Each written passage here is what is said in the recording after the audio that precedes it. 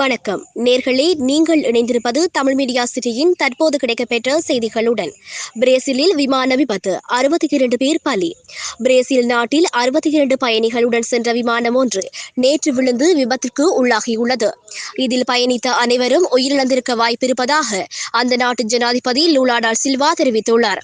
சாபாலோ சர்வதேச விமான நிலையமான ஹுவாருல் ஹோஸுக்கு 58 பயணிகள் மற்றும் 4 விமான பணியாளர்களுடன் சென்று தங்களின் விமானம் விபத்துக்குள்ளானதாக ஓபாஸ் நிறுவனம் உறுதிப்படுத்தியது.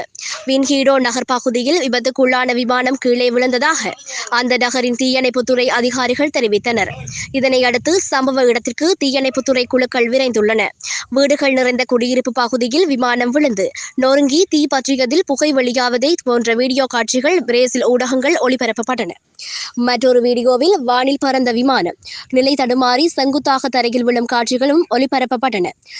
தெற்கு பிரேசிலில் நடைபெற்ற நிகழ்ச்சியொன்றில் பங்கேற்ற அந்நாட்டு ஜனாதிபதி லூலா டா சில்வா விமானத்தில் பயணித்த அனைவரும் உயிரிழந்திருக்க வாய்ப்பிருப்பதாக கூறி அங்கு கூடியிருந்த பொதுமக்களை ஒரு நிமிடம் அமைதியாக எழுந்து நிற்குமாறு கேட்டுக்கொண்டார்.